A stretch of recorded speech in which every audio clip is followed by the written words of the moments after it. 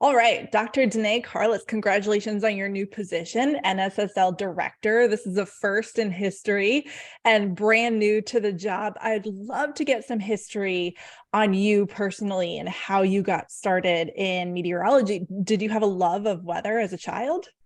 Well, I thank you, number one. I'm really excited to be on with you today, Emily. I really appreciate the opportunity for you inviting me on your show.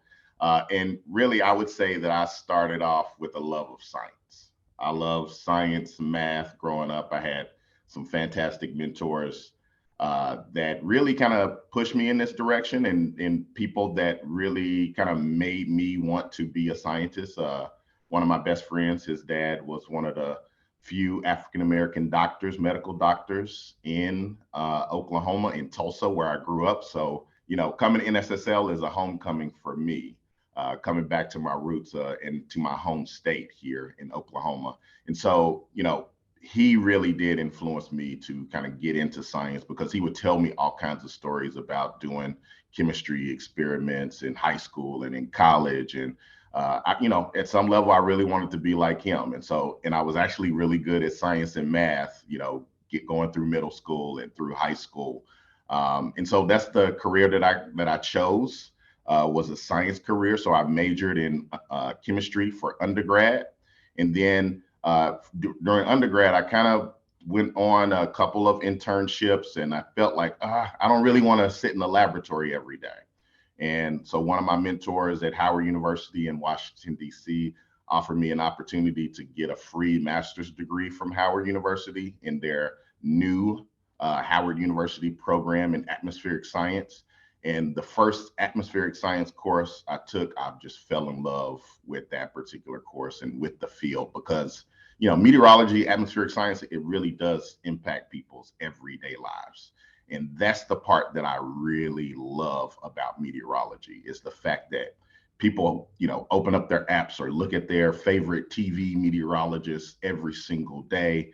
And they look at that weather forecast because it helps them to make decisions on what's going to happen over the next, 5 to 7 days of their life. And the fact that I can impact someone's life every day by the science that I do and the research that we do at the National Severe Storms Laboratory is just, it doesn't get any better than that, Emily. So how did you wind up at Howard from Oklahoma? Well, that's another great question. So I did not know anything about Howard University at the time, but I know you're in DC, in the DC area.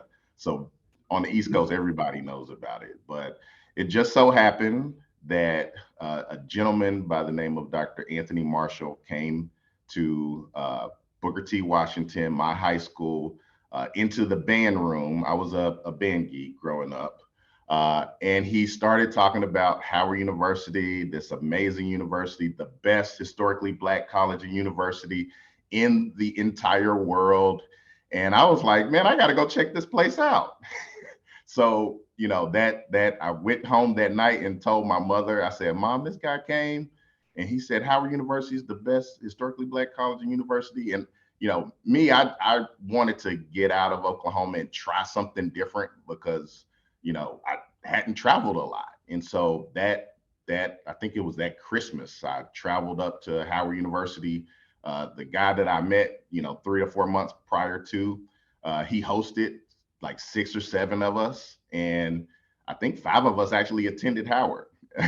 And I just fell in love with the place. I hadn't seen, just the excellence, the amazing people that are on the campus of Howard University and just the things that they do and the talent that they have. It's tremendous. It's extraordinary. And I wanted to be part of that.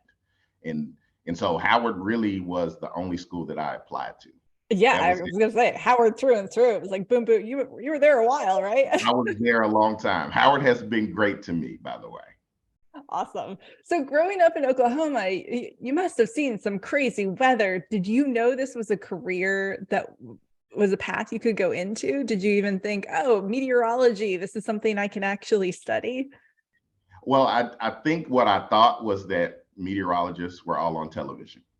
And that's the only thing that I thought about meteorology, is the fact that they're on TV and they're talking about the weather and they're giving us the information that we need. So I had great respect, and I had my favorite weatherman growing up, of course.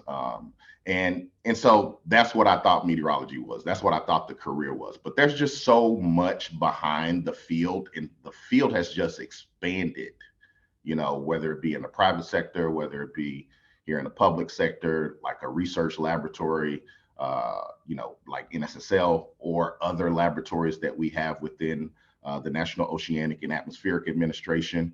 And then on the National Weather Service side, I mean, there's a ton of, over 4,000 plus meteorologists within the National Weather Service, conducting the mission that is saving lives and protecting property. So, that aspect of meteorology, and the background and the data collection and the dissemination of information with regards to products and services that save lives, that part I did not know about until I kind of got exposed during my time at Howard. We would have people from the National Weather Service, from research laboratories within NOAA, come and speak to us at the university.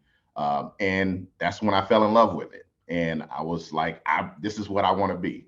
I really want to be a meteorologist. I want to do numerical weather prediction. And I want to make sure that I'm able to work in a space that actually impacts people's everyday life. Yeah, it's interesting that you say that about thinking all meteorologists were on TV. I think that I've talked to a lot of meteorologists that feel the same way. In fact, I had never heard of the National Severe Storms Laboratory until I was in high school and watched Twister, and one of the actors like randomly yelled out NSSL. And I remember thinking, what's that mean? And looking it up, and same thing. I saw that movie and I saw Storm Chasers and a whole different side of meteorology. And that's where I was impacted. So I'm curious, can you tell me, because I think a lot of people don't know what NSSL does. Well, NSSL conducts research. We're a research organization, and our mission is to improve the knowledge of severe storms, as well as the tools that are used for forecasting and monitoring those storms. And so we really want to improve the lead time. We want to give people more time to get out of the way of severe weather, whether that be tornadoes or severe weather from hurricanes and landfalling hurricanes. And so we want to improve the accuracy of the information that is shared with regards to warnings, and improve that forecast in order to save lives and reduce property damage. And so, our research really does span the gamut of severe weather research. We're the originators of the weather radar technology that so many meteorologists use and forecasters use for understanding and knowing where there is severe weather. We do flash flood research, we do lightning and wind damage research, as well as winter weather research. And so we're one of those organizations that's multifaceted. And our mission really does really focus on people and saving lives and protecting property. And so NSSL is a fantastic organization, and I'm so honored to really be here. I can't believe I'm here, to be honest, Emily. So I'm excited, and I'm excited about getting started, and I'm excited about talking about the NSSL mission and where we're going to go over the next few years under my direction, as well as working with my senior leadership team. Yeah, I mean, we're catching you in your first week here. Do you have any goals set out so far? So far, my first goal is to learn, listen and learn. In any organization, as a leader, you need to come in humble and figure out exactly where the challenges are. So I'm gonna listen, learn, and talk to my people a lot, and really start to develop that strategic vision for the laboratory. It's when you come into an organization that is, the premier severe weather research organization, there's not too much that you really kind of need to come in and change. I think there's going to be tweaks to the things that we do, and the people that we serve. I want to make sure that we are serving a diverse population as well. So that's going to be at the top of my list of priorities, and making sure that the people know that work within the laboratory, that I'm here for them, that I really want to advocate for the things that they care about, and as well as the things that I care about. It's a team effort. It's not just about DaNa Carlis, it's about us as a team and us moving NSSL forward into the future so that we can actually make an impact each and every day. Yeah, speaking of moving into the future, I recently interviewed Michael Morgan, and he told me a big push of his is going to be hiring diverse leaders and the importance of that. Do you think NOAA is moving into a new era in the future here where it is becoming a science for everyone, and children can look, and especially talking about, watches and warnings and making those accessible to a diverse community? Do you think that NOAA is doing a great job recently in moving in that direction? I think NOAA's doing a good job. I think we can do better. Absolutely. And I think, when I think about where we're going in the future and the leaders that we have in place within NOAA today, I think we're making some strides, some significant strides. With me being hired on into the senior executive service, that makes a statement. One of my mentors, John Cortines, he was hired as AOML at the Atlantic Oceanographic and Meteorological Laboratory. He was hired on as the first Latinx person to be hired as a senior executive service at the AOML laboratory. So we're making strides, and we're going to continue to push the boundaries. But that also means that we gotta have people coming up. We got to go out there into the communities that typically, some of us don't actually go out into, and try to recruit those students, get those students interested in meteorology and atmospheric science. Let them know that they can actually be the next DaNa Carlis, or they can be the next John Cortines, or they can be the next Emily Gracie. We got to get those young women, those people of color, excited about what we do, because to me, it's one of the greatest fields, one of the greatest kind of positions and jobs and careers that you can have, because of the fact that we actually do have an impact on people's everyday life. And that, I take personally, and the fact that we can provide information to help them be safe, to be protected, to be kind of weather aware in terms of what should they do when there's a severe thunderstorm warning, when there's a tornado warning. What does that actually mean as well? And so the fact that we have that opportunity, and I'm really passionate about it, as hopefully you can see coming through the screen right now. It really is a humbling experience. And so we got to get those kids and those young people interested in what we do, because it really is a great career. Yeah, it is. Totally.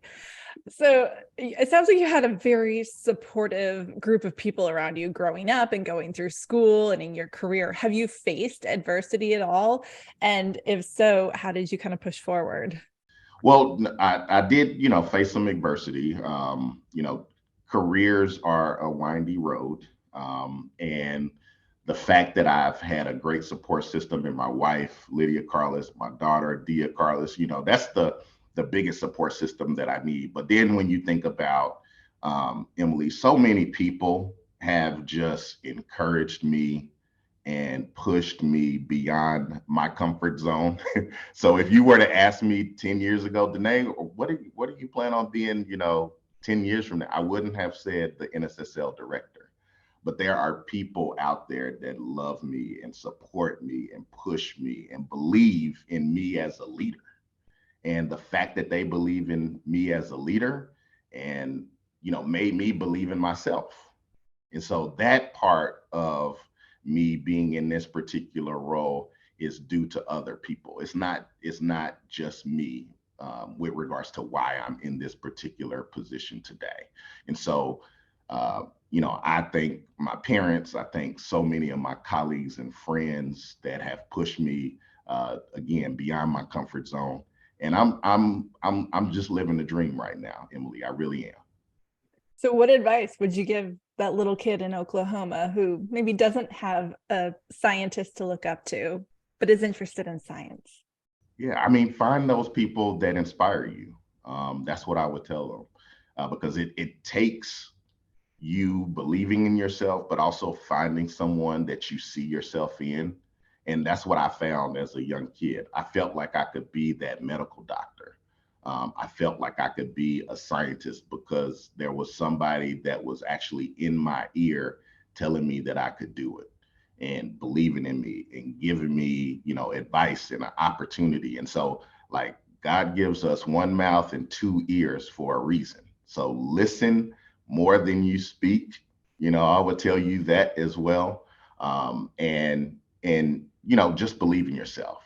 And if you take in that information, process it, use it to your benefit, navigate some of the challenges that you're going to face, you'll be fine and you'll have a fantastic, amazing life and an impactful life. That's what's most important to me, is making an impact each and every day. Well, it sounds like you already are. So congratulations. Thank you so much, Emily. I really appreciate it.